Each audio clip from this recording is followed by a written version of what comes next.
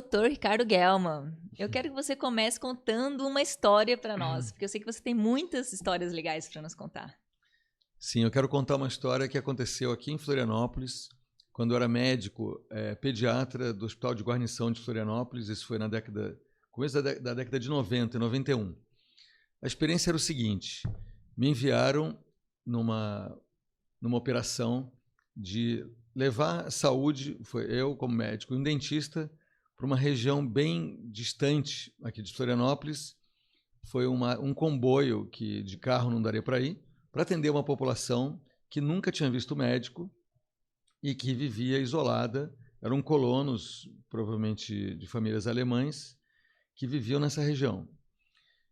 E eu fui, obviamente, torcendo para não encontrar nada grave, porque eu tinha na minha mão um estetoscópio, um aparelho de pressão e uma maleta de remédios. No caminho, eu observei que a maioria dos remédios estavam vencidos.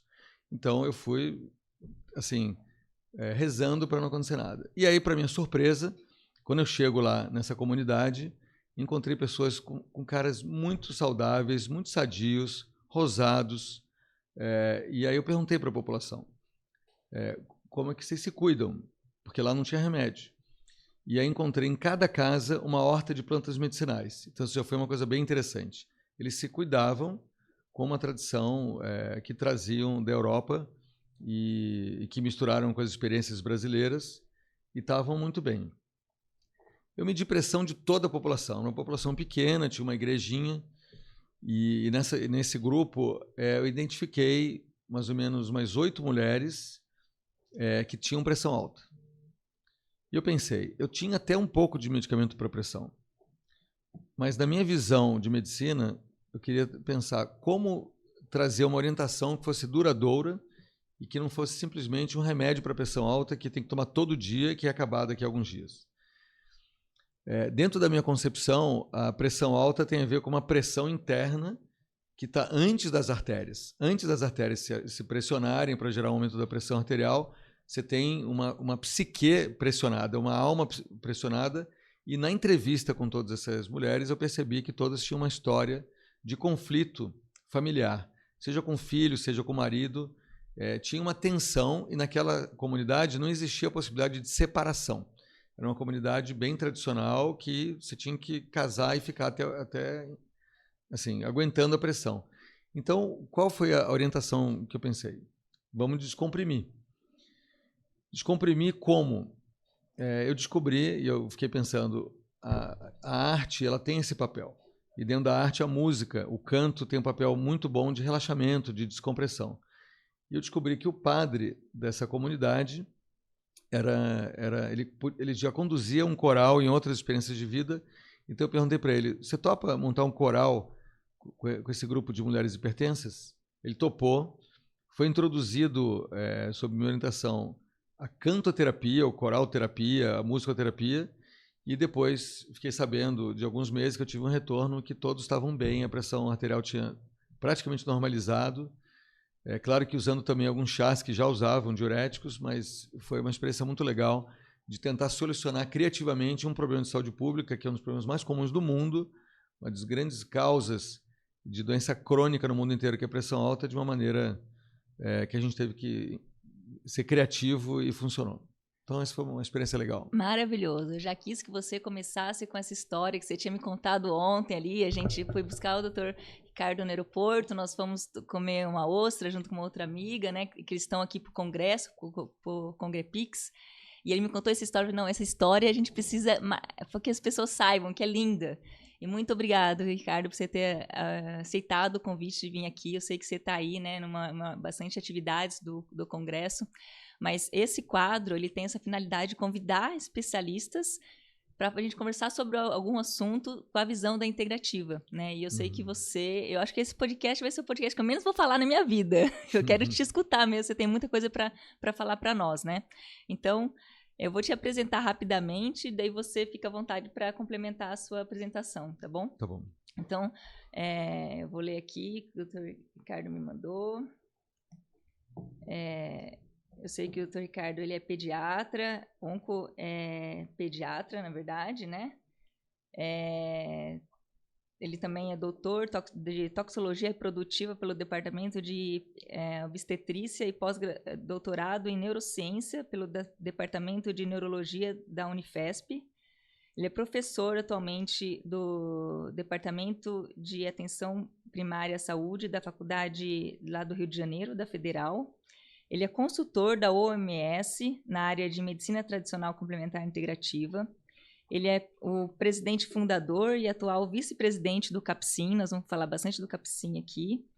Ele é coordenador de um grupo de pesquisa dentro do CNPq, em Medicina Tradicional Complementar Integrativa, em Saúde Pública, e mapas de evidência do CAPCIM, e dos mapas de evidência, né, do CAPCIM. Atualmente, ele também é embaixador para o Brasil na Society Integrative Oncology e presidente do Núcleo de Pediatria Integrativa da Sociedade de Pediatria de São Paulo. Então, assim, muita informação, nós vamos falando um pouquinho de cada uma dessas suas experiências aí, Ricardo. Muito obrigado para você que está assistindo aí o canal, e vamos então bater um papo aqui. Fica aí que vale a pena, hein?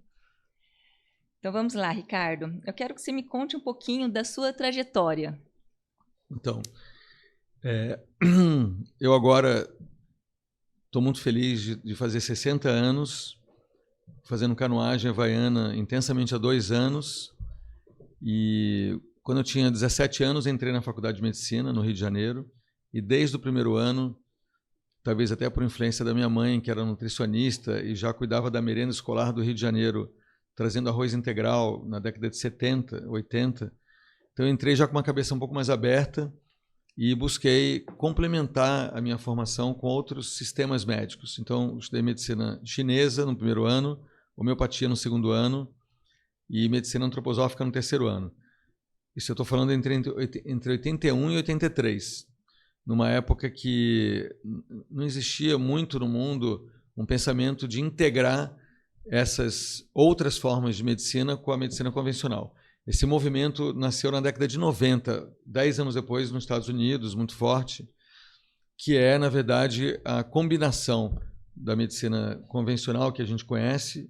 No caso, eu sou pediatra e oncologista pediátrico, então faço também a medicina convencional, mas quando você complementa com uma formação que vê o paciente de maneira mais ampla, de uma maneira mais com várias dimensões do cuidado, ampliando a visão centrada no paciente e não simplesmente na doença. E é baseado em evidência, ou seja, tem pesquisa, esse movimento nasceu na década de 90. Então, eu praticamente nasci na década de 60 e na década de 90, quando isso estava se desenvolvendo no mundo.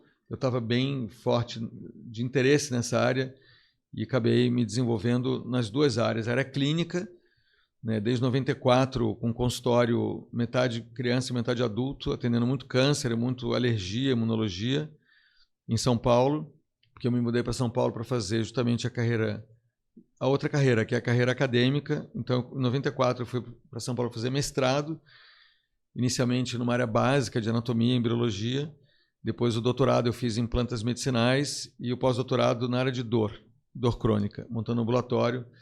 Então, a minha trajetória foi uma trajetória, vamos dizer assim, clínica, consultório, e implementando também, através dessa pesquisa, a primeira unidade de pediatria integrativa do Brasil, da América Latina, que foi na USP, dentro da oncologia pediátrica. Eu pude resgatar a minha formação de oncologia pediátrica na Unicamp, trazendo para a USP o modelo integrativo dentro da UTI. Então, assim, eu tenho vivido muito essa feliz integração, né, na minha própria vida. Para mim não é um tema teórico, é um tema que eu dou aula, eu vivo e pratico, implemento.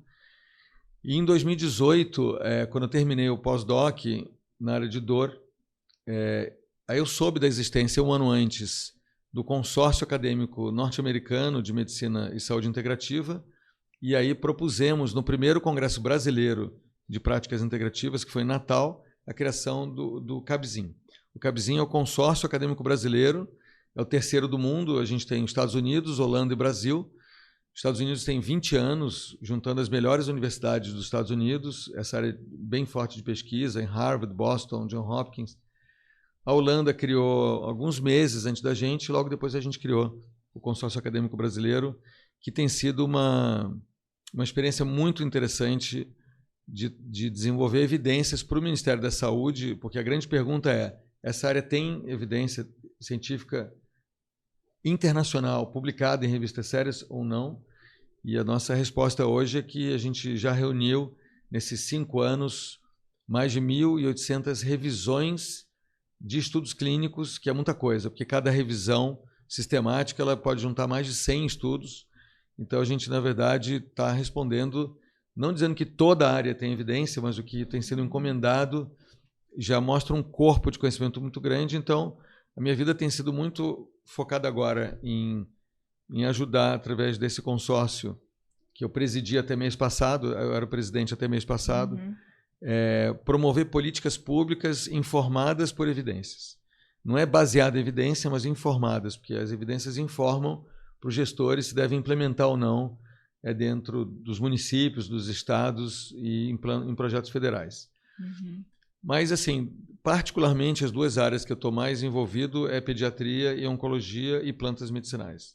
São as 3 áreas que eu atuo. Na parte da prática, né? Mas hoje você faz um trabalho muito importante, que eu acho que isso você é uma referência, não só nacional, mas como mundial, de pensar as partes de políticas públicas e de implementação da medicina integrativa nos sistemas, né? Nos sistemas de saúde, tanto primário como institucional, assim, hospitalar.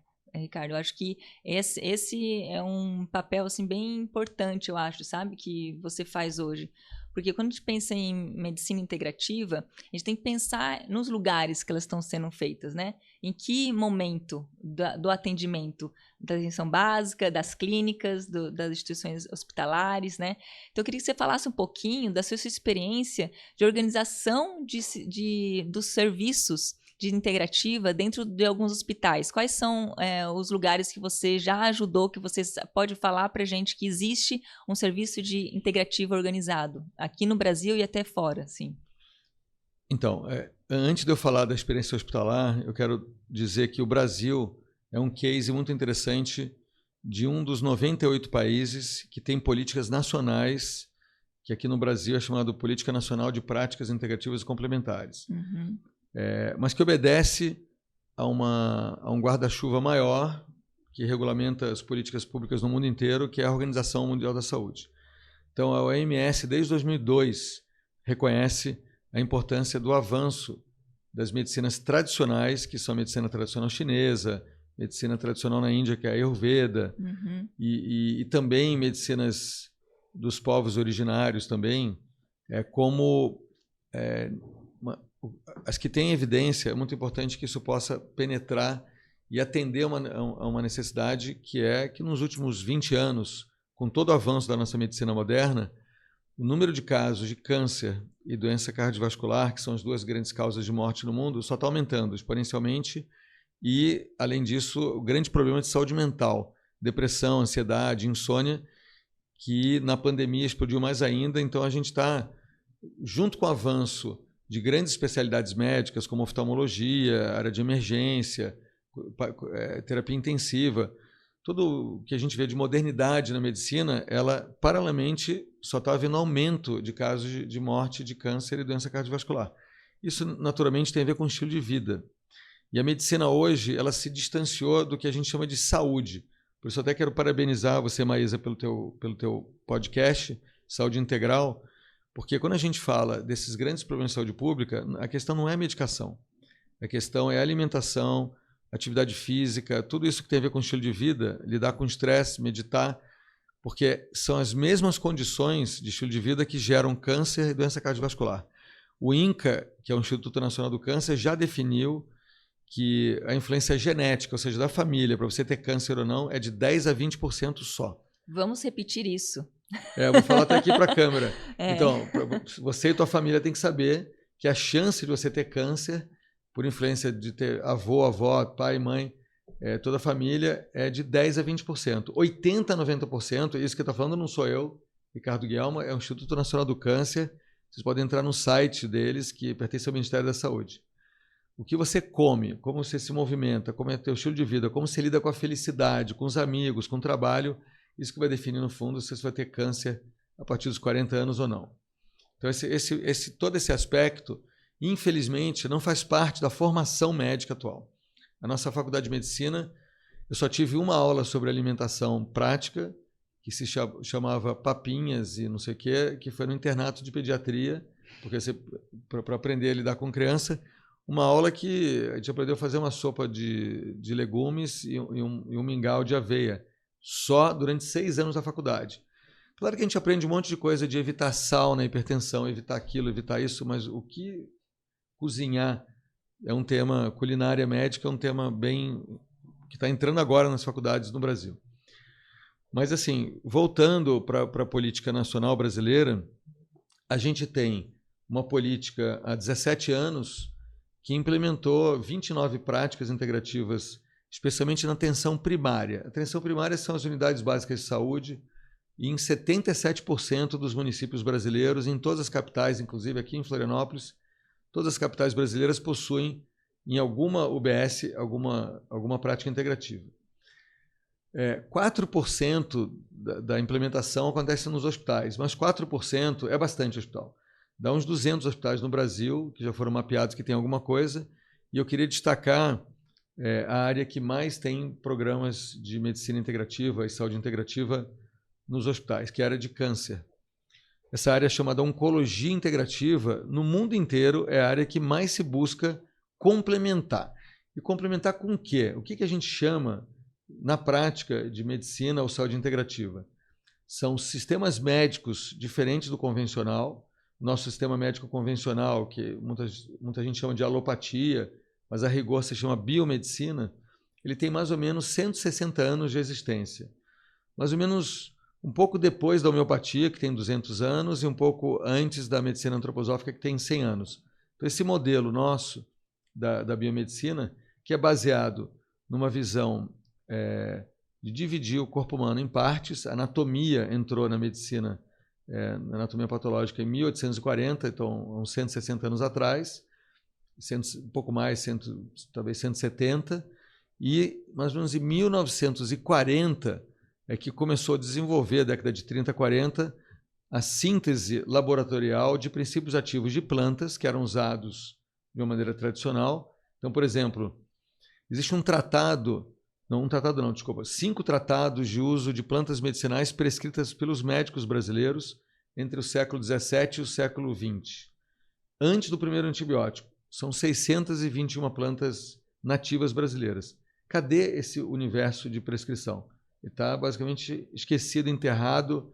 A gente está agora com um projeto do consórcio, junto com a Fiocruz, fazendo uma validação dos estudos modernos, toxicológicos, clínicos, dessa lista de plantas. Mas em 1943 nasceu o primeiro antibiótico, a penicilina.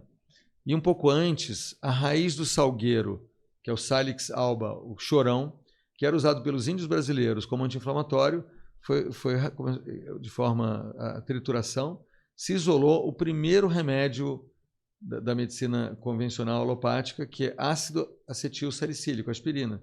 Então, a partir da aspirina e da penicilina que começou todo esse movimento de medicamentos sintéticos, que tem um papel super importante.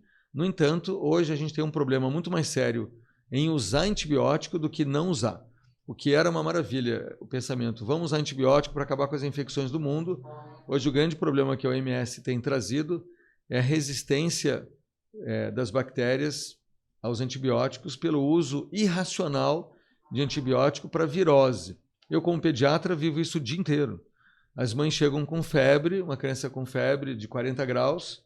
Os primeiros 3 dias, a orientação da Organização Mundial da Saúde, do Ministério da Saúde, é não usar antibiótico, a não ser que tenha uma evidência de bactéria, que a gente pode fazer pelo teste de detecção rápida dos streptococcus na garganta, ou se houver, obviamente, uma dor de ouvido, otite em geral é bacteriana, mas fora isso, as infecções agudas são virais. Então, o antibiótico virou um problema.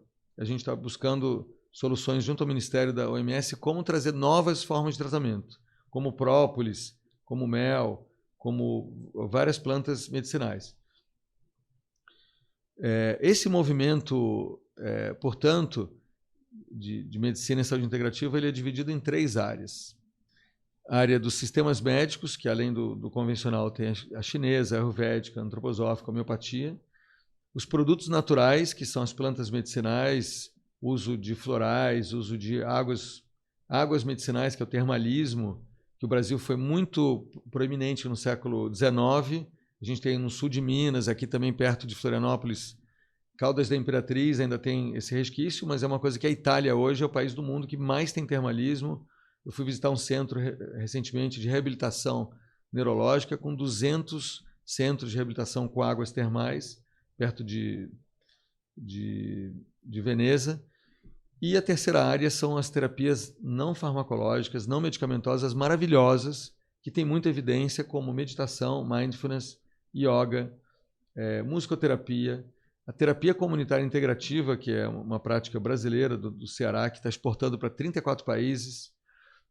Toda a área, vamos dizer assim, é muito ampla essa área de terapias não medicamentosas.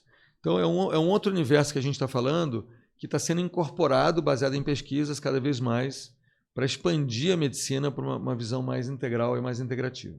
Eu acho que isso que você traz, Ricardo, é um problema de começar ali na formação médica, né? Hoje a nossa formação médica ela é totalmente focada nesse modelo da medicina biomédica, né? E isso é uma coisa que vem mudando aos poucos, assim, aos poucos, por exemplo, na minha faculdade, que eu recentemente me formei, né? Me formei há 2 anos e meio, a gente criou a Liga de Espiritualidade e Medicina Integrativa. Então, a maioria das faculdades, durante a graduação, a gente vem colocando umas sementinhas aí, né? Então, a tendência é que a gente venha com profissionais com um pouquinho mais de conhecimento durante a formação, né? Sobre isso, assim. Acho que isso é bem importante, assim. Porque para você mudar uma prática, você só consegue fazer aquilo que você sabe, né? Se você não tem uma formação que incentiva isso, é um problema, né? Só para te dizer que eu não esqueci da tua pergunta sobre os hospitais. Eu vou responder, tá. mas deixa eu só falar uma coisa. Você se formou há 2 anos e meio. Eu me formei há 37 anos. Quando eu me formei, toda essa área era chamada de medicina alternativa. E tudo que a gente está falando nesse podcast não tem nada a ver com medicina alternativa. Medicina alternativa é quando você tem que optar por um antibiótico ou um própolis. Ou quando você tem que optar por uma quimioterapia ou usar um reiki, uma coisa assim. Não é nada disso. Isso eu também sou contra. A postura do Conselho Federal de Medicina é contra medicinas alternativas sem evidências científicas. Eu também sou contra tudo que é alternativo no sentido de você não poder usar todos os recursos modernos da medicina moderna. A gente tem que integrar o passado e o presente por um futuro que vai se chamar, obviamente, no mundo inteiro, saúde integrativa. Essa é a tendência mundial que a OMS está enxergando desse jeito como futuro. Respondendo a pergunta sobre os hospitais, na área de oncologia, então eu tive a oportunidade de resgatar a minha formação de medicina em oncologia pediátrica. Eu queria até contar uma coisa que me deixou muito feliz, assim. Durante essa residência que eu fiz em Campinas, nos melhores centros, que é o Centro Infantil Boldrini, eu lembro, numa véspera de Natal, uma criança de 9 anos que estava com um tumor muito grave, um tumor cerebral. Eu não sabia se ela sobreviveu ou não. Ela estava com muita dor de cabeça. E eu vi que ela estava chorando, não melhorava com as medicações que a gente estava passando. Eu mesmo estava prescrevendo, eu era residente R3 de oncopediatria. E eu resolvi fazer uma massagem nessa menina. Eu não tinha nada para fazer, estava de plantão. Eu comecei a massagear a nuca, a região da testa, toda a musculatura que estava tensa nesse cinturão. À medida que eu fui fazendo essa massagem, ela foi relaxando, adormeceu, depois acordou depois de 1 hora e falou, dor de cabeça passou. Para mim foi uma experiência de um plantão que eu não lembrava. Passaram-se 25 anos, eu estava dando uma palestra na TV Cultura, em Recife, sobre medicina integrativa, e aí, quando acabou, era uma palestra que era ao vivo e tinha gente lá, chegou uma mulher lá, de uns quase 30 anos, e falou assim, eu vim aqui trazer minha mãe e minha filha para te agradecer. Eu falei, agradecer por quê? Por causa daquela massagem que você fez em mim há 20 anos atrás, que eu era criança internada no Boldrini. Aquilo me deixou tão emocionado, porque, na verdade, tudo que eu prescrevi de quimioterapia para ela, tudo que eu fiz para ela, não entrou na memória dela. O que entrou na memória foi aquele toque humano que está faltando tanto na medicina hoje. A escuta acolhedora, o toque. Então, por isso, quando eu tive a oportunidade, a convite do professor Vicente Odoni, que é o chefe da pediatria da USP atualmente, né, no Instituto da Criança, que é o maior hospital pediátrico do Brasil, de trazer a medicina integrativa para a pediatria, eu pensei nisso, né? Primeiro, eu me aconselhei com grupos internacionais na Europa e nos Estados Unidos como que eles introduzem do zero no hospital a área integrativa. E eles propuseram 2 estratégias. Todo mundo falava as mesmas estratégias. Uma estratégia de cuidar do cuidador, ou seja, cuidar dos profissionais de saúde, ou uma estratégia de treinar a enfermagem para tocar no paciente de uma maneira adequada, com compressas, com calor, com óleos. E aí eu lembrei dessa experiência dessa menina e eu falei, eu vou fazer esse caminho. Então a gente conseguiu um projeto em parceria com o maior hospital da Europa, de oncologia pediátrica, que é o Hospital Charité, em Berlim, é uma universidade gigantesca. Então a gente fez um projeto de parceria Charité-USP e treinou as enfermeiras de lá e da USP ao mesmo tempo com enfermeiras da linha da medicina antroposófica. É uma linha de enfermagem antroposófica que tem as terapias externas, que agora está acontecendo a capacitação no SUS. Ao mesmo tempo, em Brasília e São Paulo, eu estou coordenando a capacitação em São Paulo, em atenção primária, mas a gente levou, em 2015, 27 enfermeiras a serem treinadas com terapias externas na UTI. E para quê? Para diminuir dor. Simplesmente, a experiência que eu tive, que essa paciente me deu esse retorno, a gente instituiu oficialmente dentro do hospital. Então, as terapias para dor, para náusea e para vômito, a gente focou nisso. Ricardo, e depois de um tempo, a CA implementou. O que seriam as terapias externas? Só para a gente... Então, terapias externas, elas são toques na pele com substâncias na forma de, por exemplo, dor de abdômen, compressa com infusão de camomila. O chá de camomila quente na gaze, você colocar numa dor abdominal, melhora a dor. Certo. Compressa de cebola em dor de ouvido. Eu oriento os pais assim, né? Faz um corte na cebola e esquenta numa panela, bota num paninho, enrola num paninho e coloca no ouvido.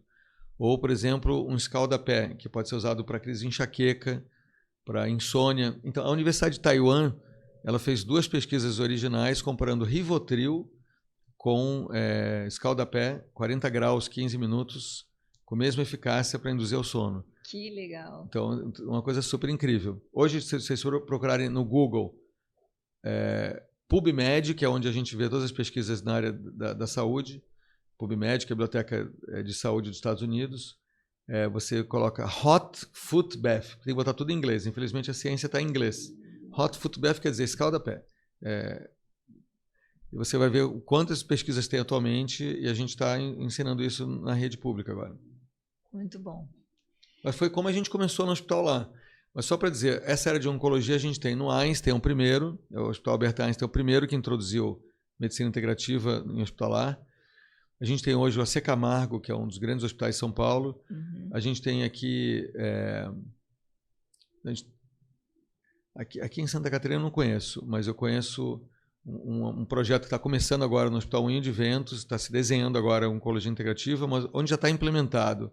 Em Fortaleza, na Universidade Federal, no ICESP, que é um hospital gigantesco lá em São Paulo, do estado.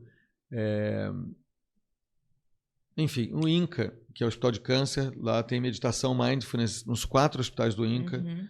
E a gente está nesse movimento. É um movimento bem bonito. Mas, assim, eu gostaria de dizer que, sinceramente, o modelo brasileiro de focar na atenção primária, como acontece com o México também, é um modelo muito interessante. Porque se a gente ficar só no hospital, Sim. a gente atende uma população que já está com muita lesão, já está Sim. muito sofrimento. Uhum. O ideal é buscar a prevenção mesmo, né? Sim, porque na atenção primária que a gente está falando de prevenção, né? Onde começa mesmo, assim, você acessar o paciente ainda ali com poucas comorbidades, né? Ainda que tenha acesso ao território, né? Então, eu acho bem, bem interessante. E essa tendência aqui no Brasil da gente focar nas PICs, né? Na atenção primária com as PICs, que tem a ver com o congresso que você está aqui agora participando, né? O Congresso PICs. A gente pensar nas diferentes racionalidades médicas que a gente tem para pensar a saúde, doença, como processo, né, Ricardo? Uhum. Então, antes da gente entrar nesse tema das racionalidades médicas, queria que você falasse um pouquinho sobre o que é a sua atuação na OPAS como um dos 11 conselheiros. OMS. Não. OMS, tá. Na Organização Mundial de Saúde, tá. Na verdade, assim, a OPAS, que é a Organização Pan-Americana de Saúde, porque assim, o mundo é dividido pela Organização Mundial de Saúde em 6 regiões. Então, existem 6 escritórios regionais da OMS. O escritório regional das Américas, que vai desde o Canadá até o Chile, é chamado OPAS. Então, a OPAS me indicou esse ano para fazer parte de um grupo de 11 experts da OMS para ajudar a desenvolver a formação do Centro Global de Medicina Tradicional, que é o termo que eles usam na política da OMS, Medicina Tradicional, que também é chamado no site Medicina Tradicional Complementar Integrativa. Porque acabou de acontecer a reunião do G20. A reunião do G20 juntou os 20 países que fazem parte do G20, o Brasil faz parte, e essa reunião do G20 ela aconteceu na Índia, paralelo ao evento chamado Global Summit, ou reunião de cúpula mundial, em que os países assumem um compromisso de mudar a saúde pública no mundo inteiro. Então, eu fiz parte de um grupo que era o grupo que organizou esse evento. Obviamente, eu representava nesse momento uma rede muito maior brasileira e, especialmente, o consórcio que, nesses 5 anos, tem oferecido evidências para o Ministério da Saúde, sempre em parceria com a OPAS, e até dizer que agora no Congresso, amanhã, a gente vai assinar a renovação da cooperação entre o consórcio e a OPAS para o projeto, que eu posso comentar 7 projetos para os próximos 3 anos. Mas o que é interessante nessa experiência com esses 11 experts, que era um grupo da Tailândia, de Congo, da África, pessoal da Nova Zelândia. Então, assim, eram pessoas, cada uma de uma região. Da América só tinha eu e uma mulher importante, a Susan Whelan, que é da Cochrane, que é uma área de evidências dos Estados Unidos. Então, assim, só para mim fazer uma imagem, assim, né? Imagina que é uma organização do mundo inteiro, que dividiu o mundo em algumas regiões. Em 6 regiões. E cada região tinha um ou dois representantes, certo? Você estava representando as Américas, a América Latina toda. Eu e a Susan, as Américas. As Américas. Então, a Susan, a América mais do América do Norte, eu mais América do Latina. Sul e Caribe. Tá, e daí vocês se encontraram com outros experts das outras 6 regiões e estavam discutindo sobre o planejamento da saúde. Assim, qual é a visão dos próximos 10 anos de saúde pública no mundo? Esse era saúde pública. Pública. No geral, não só integrativa. Não, mais amplo. É saúde pública, mas assim, através do tema integrativo. Tá. Porque o tema do evento eram 3 grandes áreas. Medicina tradicional, reconhecendo que tem bilhões de pessoas no mundo usando medicina tradicional, bilhões. Não só na Índia, na China, como no mundo inteiro, no Brasil também junta. O Brasil tem 200 e poucos milhões, a Índia e a China, cada um tem 1 bilhão e poucos. Então, assim, entender que o mundo é muito mais do que alopatia e que tem grande parte da população, 1/3 da população mundial, não trata com alopatia. Não tem acesso. 1/3. 1/3 do mundo não tem acesso.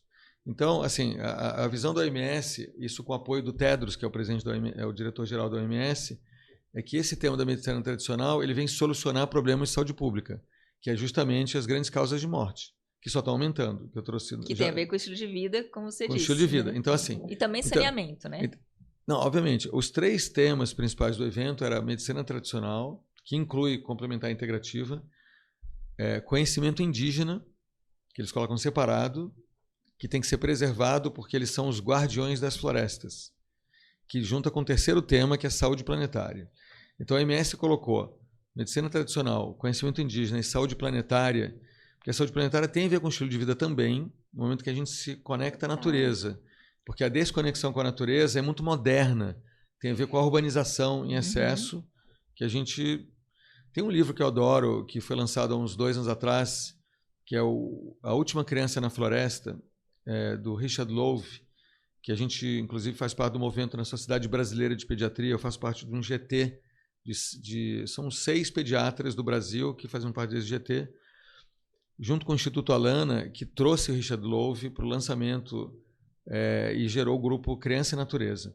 Então, o tema da natureza é um tema seríssimo, fortíssimo. Pra você ter uma ideia, 4 horas de uma criança num parque, brincando com a natureza, consegue reduzir metade da dose de Ritalina em crianças com déficit de atenção e hiperatividade. Simplesmente levar para o parque 4 horas por semana.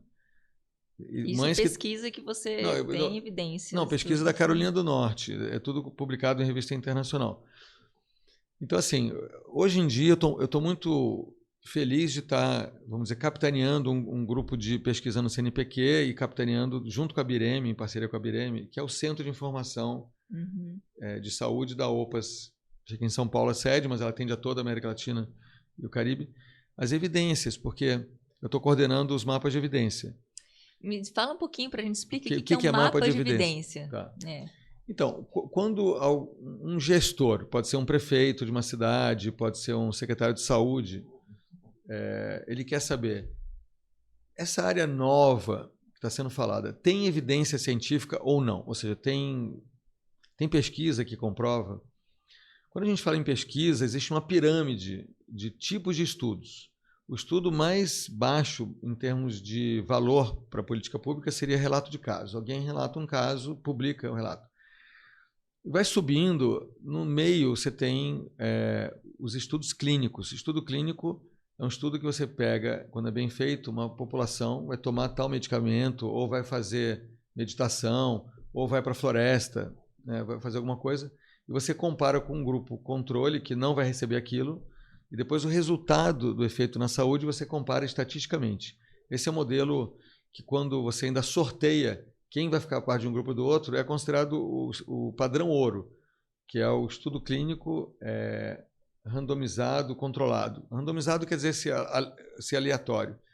Quando você junta esses estudos padrão ouro numa revisão, aí você chega ao topo da pirâmide, que é a revisão sistemática, e a gente usa o termo que você pode fazer ainda uma meta-análise disso, ou seja, os mapas de evidência é a reunião das melhores evidências, ou seja, de preferência, revisões sistemáticas dos estudos clínicos de qualidade para avaliar se teve efeito ou não. Porque a evidência pode mostrar que meditação não teve efeito para reduzir pressão alta, não teve efeito para reduzir obesidade, mas no final o que aconteceu?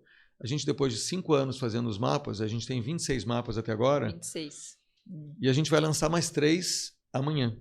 Aqui no Congresso. No Congresso. Amanhã vai ter, das 11h30 à 12h30, uma cerimônia de lançamento de 3 mapas de evidência encomendados pela Organização Pan-Americana de Saúde para o consórcio, para o CABZIM, que é o mapa da dor crônica, o mapa de todas as doenças cardiovasculares e o mapa do câncer de útero, tanto colo de útero como endométrio. A gente vai lançar amanhã os resultados. Então, que legal. E daí esses mapas não são tipo se a meditação funciona, se a yoga funciona, são mapas de clínico, né? Assim, de um diagnóstico. O que funciona para a dor? O que funciona? Na verdade, é a segunda geração de mapas. Todos os primeiros mapas, os primeiros, talvez 25, eles eram focados assim, o que tem de evidência para acupuntura, o que tem de evidência para a meditação, ou para plantas medicinais, ou para yoga.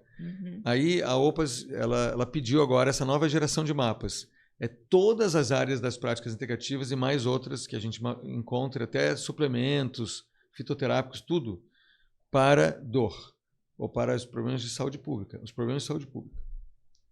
Então agora a gente está nessa nova geração. E a gente... Você sabe dizer mais ou menos quais são os mapas assim que existem? Sei. Olha, eu posso falar também onde que tem mais evidência, já falando na ordem, né? Onde tem mais evidência são 4 grandes grupos. As práticas da medicina tradicional chinesa, que é o mapa da acupuntura, isoladamente, o mapa das práticas corporais da medicina chinesa, que é Tai Chi, Qigong, que inclusive faz parte do dia a dia de São Paulo, da minha cidade, onde eu moro, ter nas praças, contratado pela prefeitura, tem quase 1000 profissionais fazendo essas coisas nas praças. Tem muita evidência para controle de pressão alta, por exemplo. Eu recomendo, quem quiser fazer Tai Chi, é muito legal. Mas também pode ser capoeira, depois a gente fala sobre esse assunto do Brasil. Mas a área de medicina chinesa é bem ampla, também entra ventosas, enfim. A segunda grande área seria as plantas medicinais.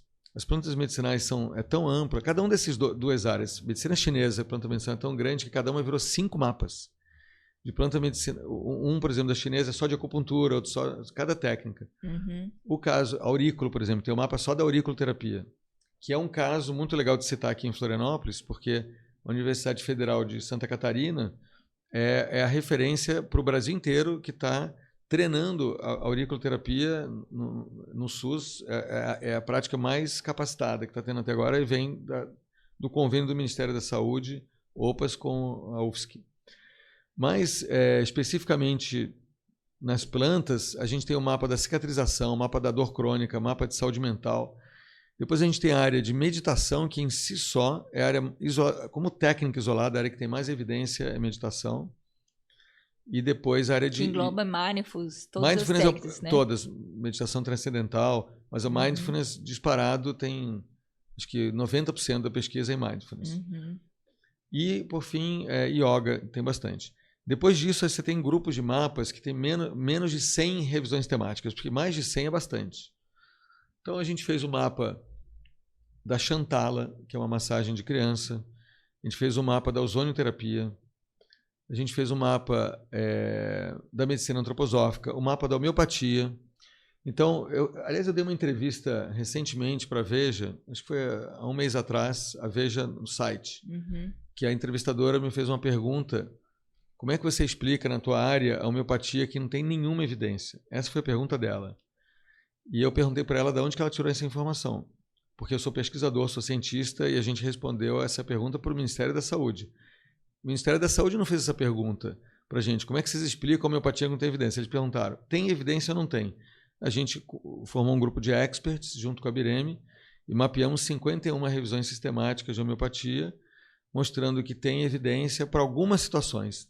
Déficit de atenção e hiperatividade, síndrome do colo irritável, infecção respiratória aguda, especialmente otite média.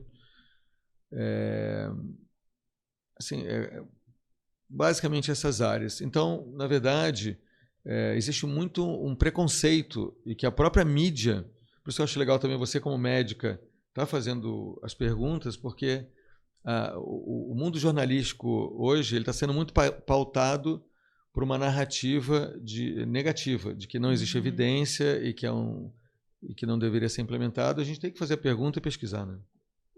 Exato, eu acho muito importante a gente estar trazendo esse debate, sabe, Ricardo, assim, que é uma área realmente nova no sentido de estar sendo implantada e conscientizada a população em geral, mas é uma área que tem muito pesquisa, conhecimento, organização nas instituições, né, acontecendo realmente, assim, de pessoas trabalhando em prol disso. E ao mesmo tempo a gente ainda vive um preconceito, assim, vamos dizer assim, né? Porque tem todo um lobby aí por trás, né? Assim, de interesses e tal. Recentemente a gente esteve junto no congresso lá de Roma, do Congresso Internacional de Medicina Integrativa, né? Lá eu queria depois escutar de você um pouquinho qual foi a sua percepção daquele evento, assim, mas lá eu pude perceber muito, assim, como nós somos um grupo grande de pessoas no mundo inteiro pesquisando e praticando tal, assim, sobre essa medicina, principalmente na área oncológica, vi muita coisa, né, na área de oncologia, mas um público que está fora, o público leigo, assim, a sociedade em geral, assim, não sabe o que é medicina integrativa. Então, esse podcast, assim, eu te agradeço muito por você fortalecer esse espaço, tem essa intenção, tá? Assim, da gente levar essa comunicação em uma linguagem mais fácil, né? Porque a gente quase, eu falei para você ontem, assim, eu faço esse trabalho de abelhinha, né? Assim, do acadêmico, tal, sim, para uma linguagem, um estilo, né, de comunicação mais popular, assim, né? E eu acho isso muito importante num processo quando a gente está fortalecendo uma consciência coletiva, né? Então, muito obrigado, porque você fortalece muito esse espaço, né? A sua participação. Então, é isso, assim, eu acho que é importante a gente falar, né, que medicina integrativa, saúde integrativa, vamos pensar mais amplo, né? Porque não é só a medicina, mas tem muitos outros profissionais da saúde, não é uma coisa alternativa, né? É uma área que tem evidência, que tem pesquisa, que os principais hospitais estão se organizando para isso, a atenção básica também, e tem a ver com nós profissionais da saúde a se comprometer e se abrir para conhecer e começar a usar na nossa prática, porque quem ganha é o paciente, né? A população, assim. Acho que isso é muito importante a gente tá falando aqui, Ricardo. Posso falar do Congresso de Roma? Você quer que eu fale um Pode, pouquinho? por favor. Então, o Congresso de Roma foi o segundo congresso mundial de medicina e saúde integrativa. O primeiro tinha sido há 4 anos antes, em Berlim, e agora foi em Roma. Ele juntou 800 pessoas de 50 países e eu acho que foi bem interessante olhar essa diversidade de países discutindo o tema. Eu, particularmente, estava responsável nesse congresso para coordenar a área de pediatria integrativa. A gente fez um grupo de 4 pediatras, eu representando o Brasil, tinha a Sunita Vorra do Canadá, o Ian Vaedes da Alemanha e a Inês von Rosenthal da Holanda, que reunimos na programação a apresentação de 13 países. Queria destacar um exemplo de um tema legal na pediatria, paralisia cerebral. Paralisia cerebral é um problemão, é um pepino enorme, que é aquelas crianças que nascem muitas vezes por um problema de parto, uma falta de oxigênio, e ficam com aquela lesão motora. Ficam duras, com espasmo, muita espasticidade e dificuldade de falar, não conseguem se falar, e ficam às vezes assim até morrer com 50 anos de idade, então é um problema. Quando, ano passado, foi feito um evento de preparação para essa reunião de cúpula da Índia, o Dr. Tedros, que é o diretor da OMS, ele foi convidado a visitar na Índia um hospital que tinha no departamento de pediatria a experiência de tratar essas crianças com paralisia cerebral com técnicas de massagem e alguns produtos via oral fitoterápicos de plantas medicinais para paralisia cerebral, com o resultado de reduzir a tensão, melhorar muito a qualidade de vida. E ele ficou muito impressionado. Ele falou, isso eu nunca vi no mundo inteiro. Quando eu voltei do congresso, eu identifiquei em São Paulo o maior hospital devotado só à paralisia cerebral do mundo inteiro. A gente não sabe de outro hospital no mundo que tem 100% dos leitos só para paralisia cerebral. E são 182 leitos, ou seja, tem 182 pessoas internadas lá com paralisia cerebral. É um hospital que tem um convênio com a Universidade Federal de São Paulo. Aí fui lá, bati a porta do hospital com a superintendente. Para minha surpresa, o diretor clínico tinha sido meu ex-orientador, ex-tutor do meu pós-doc, professora Cari, e Marilene, a superintendente do hospital, e a gente apresentou a proposta. Vamos fazer um protocolo trazendo a medicina ayurvédica da Índia para tratar essas crianças? Foi aceito. A gente agora está na fase de aprovação final do Comitê de Ética. A gente vai começar uma pesquisa inovadora no Brasil. Então, isso foi um fruto de uma coisa que foi apresentado, inclusive, num congresso lá em Roma, porque é o grupo que coordena, a gente convidou para trazer. Então, a medicina brasileira, não é só medicina, é toda a área da saúde, porque, como você falou, Maísa, eu concordo totalmente, a gente está num movimento multiprofissional. Não é um movimento médico, mas nós dois somos médicos, mas a gente tem certeza que pensamos iguais. Nós somos médicos não médicos centrados. A gente entende que a saúde envolve canoagem, envolve cuidar da enfermagem, envolve a nutrição, especialmente. Banho de mar, que é talassoterapia, chama talassoterapia, banho de mar. Então, assim, entender que saúde ela é mais do que 15 minutos de consulta, passar uma prescrição para pressão alta e você ficar 50 anos da tua vida tomando aquele comprimido e acabou, entendeu? Isso não é saúde, isso é doença. Então, acho que a gente está discutindo aqui, basicamente, uma mudança global, que eu estou fazendo parte e estou aqui compartilhando, mas não sou eu, é um movimento global, no mundo inteiro, de mudar o modelo de doença pública para o modelo de saúde pública. É isso que a gente está discutindo amplamente aqui. E a indústria farmacêutica vai ter que se adaptar a medicamentos que aumentem a imunidade, que sejam pró-coisas, probióticos, pró-imunidade e não anti-inflamatório, antibiótico, antidor, tudo anti. Acho que a gente está na fase do pró. Do pró, mais pró do que anti. Então, acho que é isso, de uma maneira geral. E assim, eu vim para Florianópolis especialmente por causa desse 4º Congresso Brasileiro de Práticas Integrativas, que vai ter esse debate, é o Congrepix, que vai trazer esse debate, vai começar hoje. Ontem eu dei um pré-congresso, deixei água na boca de vocês, foi um convite. eu dei uma aula de embriologia, a formação do corpo humano, através de um método de dança que eu desenvolvi junto com um bailarino lá em São Paulo. Na verdade, não é bem dança, mas a gente traz para o corpo a percepção da formação do sistema nervoso, do coração. É uma metodologia mais moderna, chamada fenomenológica de ensino. E depois a gente ofereceu aos alunos a experiência de ir para o mar, fazer uma canoagem havaiana no pôr do sol, no Santo Antônio de Lisboa. Foi maravilhoso. Então a gente fez um pré-congresso assim, para estar bem hoje, para começar o congresso com força total e debater como pensar em reformas na área da saúde. É isso, acho que somos um movimento de médicos e profissionais da saúde entendendo a importância do corpo. Eu acho que a gente, na nossa formação médica, a gente aprende a parte da fisiologia do corpo e o corpo doente, mas a gente não aprende sobre as capacidades do corpo de autorregulação, de potência em termos de saúde desse corpo e também da importância da experiência, Ricardo, sabe? Assim, a gente é muito mental, né? Assim, muito racional, muito teórico, muitas vezes. Assim, eu acho que a gente trazer a importância das experiências das pessoas e a experiência do corpo, porque o corpo tem memória, né? Então, a gente pensar o processo de adoecer nesse processo biográfico do paciente, né? Hoje é assim que eu trabalho com o meu método, né? O método chama MMH, Mergulho na Minha História, que esse mergulho tem a ver com o mar, que eu acompanho o paciente no processo de autocura dele através da biografia.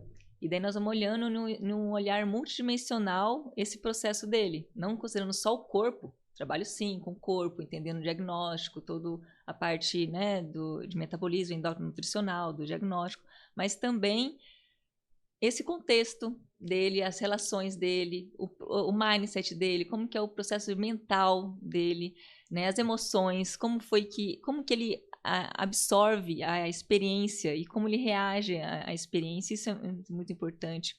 Então, nesse método, ele já é multidimensional, entende o paciente como processo. Mas o mais importante também é que a gente não está olhando só para o sintoma do paciente. Por exemplo, um paciente que chega para mim com ansiedade, tá? Eu não vou ficar olhando a ansiedade. Agora eu vou te entrevistar. Hã? Agora eu vou te entrevistar. Tá. Tá contando, mas conta, quero saber mais. Eu não olho só para a ansiedade do paciente. Eu estou olhando também para o processo que ele tem em volta dele como potencialidade.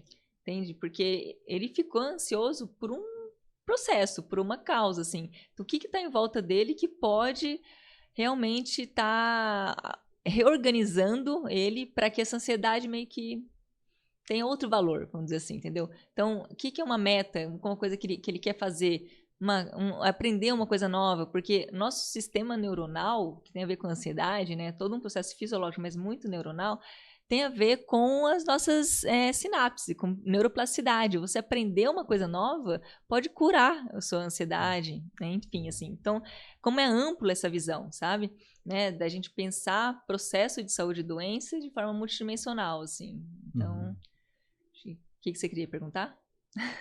Não, você está contando. Eu vou deixar você fazer essa última pergunta. Não, eu queria só fazer essa introdução, assim, né? Para a gente pensar. Estou trazendo, na verdade, uma experiência prática mesmo de como a gente, como profissional, pensar de forma multidimensional, holística, mais salutogênica, voltado para a saúde, não para a doença, né? Assim.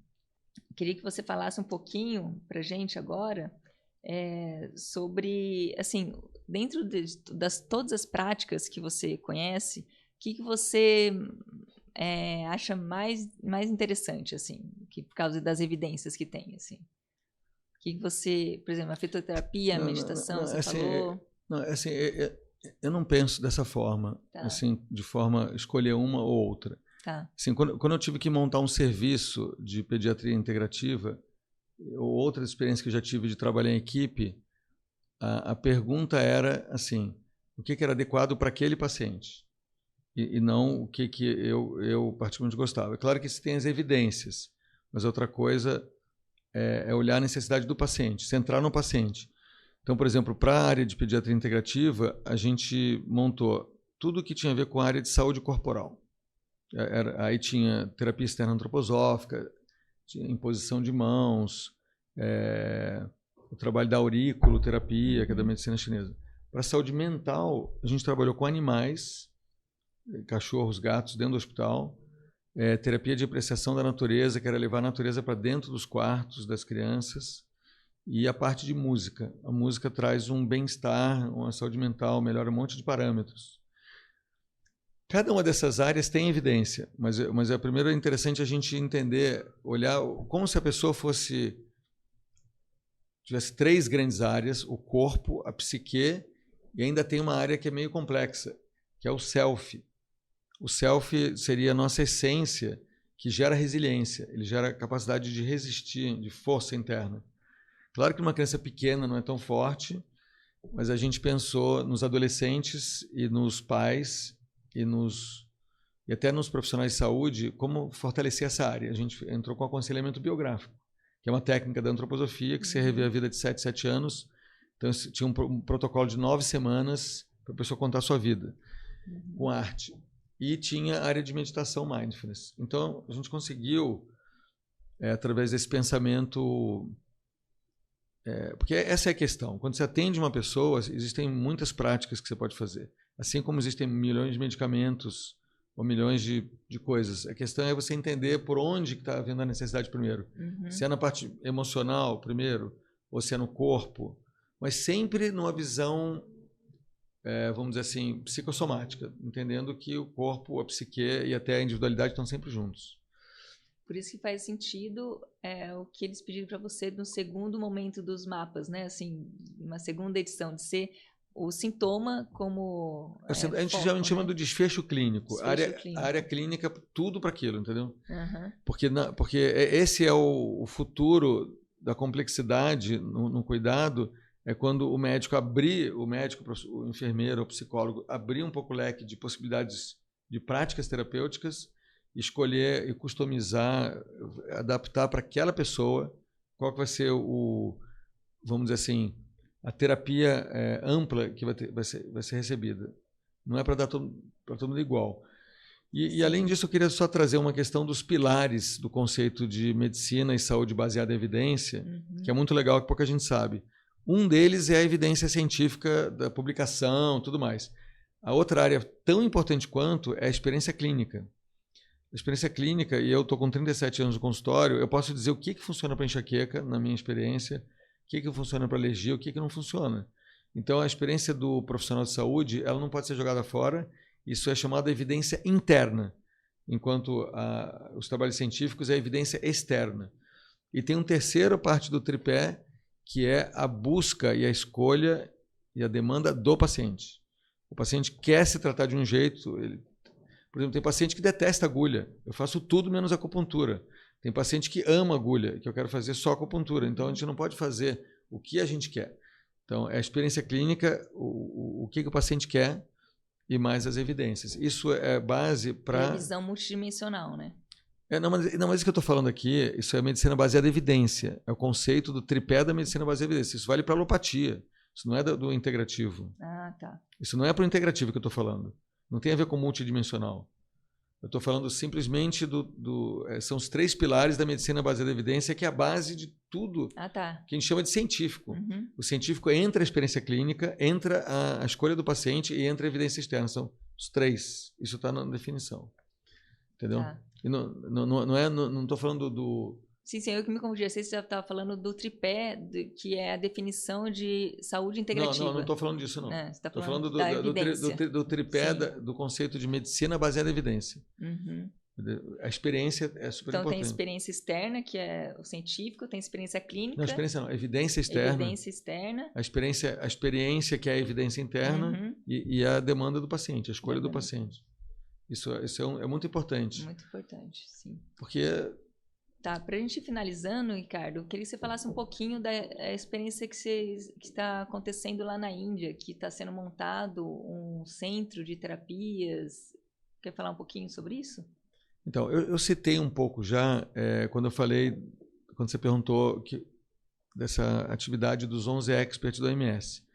Então, a Índia, ela na verdade foi escolhida pela OMS para sediar o Centro Global de medicina tradicional, que vai acontecer em Jamnagar.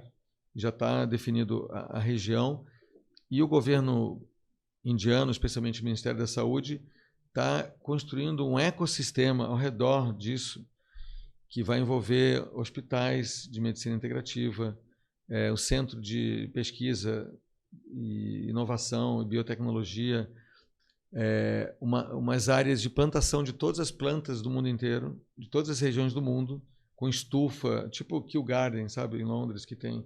Então, assim, lá vai ser um grande centro que as 6 regiões do mundo, ou seja, mais de 190 países que estão envolvidos com política de medicina integrativa, de alguma forma, vão fazer parte.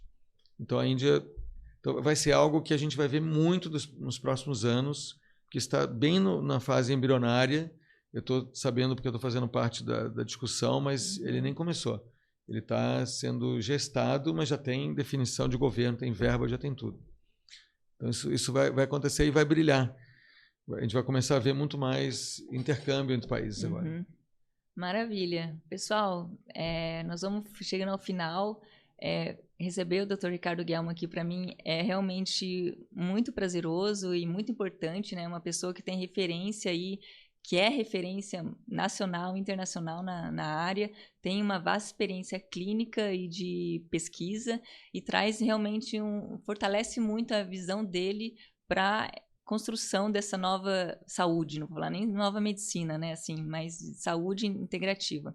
Ricardo, muito obrigado pela sua presença aqui. Se você quiser deixar uma última mensagem, falar alguma última coisa, tá aberto. Obrigado. Então, Maísa, a gente gosta de falar das nossas paixões, né? Então, eu recomendo a todo mundo que pensem seriamente em fazer canoa havaiana. Boa! Porque, assim, às vezes a gente transforma a nossa vida pelo amor ou pela dor. No meu caso, da canoa havaiana, inicialmente foi pela dor, porque eu tinha uma dor lombar, eu tinha uma barriguinha e ficava muito sentado, então desbalanceava. E depois da minha segunda crise, a primeira foi bem grave, fiquei 10 dias sem andar. A segunda crise não foi tão grave, mas eu estava com bastante dor há 2 anos e poucos meses atrás. Eu falei, chega, eu quero agora ficar forte no meu core, na região abdominal. Eu quero ficar uma pessoa que vai aguentar por mais e mais anos, ser idealista, conseguir trabalhar e fazer muita coisa. E aí surgiu uma oportunidade, numas férias, há 2 anos atrás, de fazer 15 dias de canoa havaiana. Então, minha mensagem é que vocês experimentem. A canoa havaiana tem um aspecto muito legal, porque você pode praticar ela no mar, você pode praticar no rio, praticar na lagoa. São 6 pessoas, o clássico, que remam juntas. Então, diminui essa coisa do ego, essa coisa de ficar pensando só em si, porque você tem que entrar com a pá junto, com o remo junto na água e sair junto como um organismo só, num estado que lembra um pouco esse estado meditativo de mindfulness, porque você tem que ficar focado. Você não pode ficar de jeito nenhum ficar pensando na morte da bezerra. Então, eu acho super recomendado como um caminho de saúde física e mental. Obrigado. Isso aí. Vamos cuidar, né, da gente, ter saúde para a gente conseguir cuidar integralmente da outra pessoa. Então é isso. E esse ano, como eu fiz 60 anos, foi uma grande sorte, porque eu participei do Campeonato Brasileiro de Canoa Havaiana em Brasília recentemente. Até 59 anos o pessoal estava ferrado, porque tinham 30 canoas competindo. E as 6 primeiras vão para o Mundial. Na minha categoria, entre 60 e 70, eram 6 canoas competindo para 6 lugares.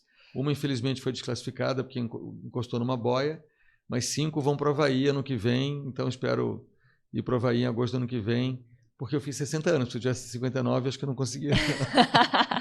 Quanto mais velho, melhor, mais fácil, né? Tá bom, muito obrigado, Ricardo. De nada, é um prazer. Então, muito obrigado, pessoal. Até a próxima. Até a próxima.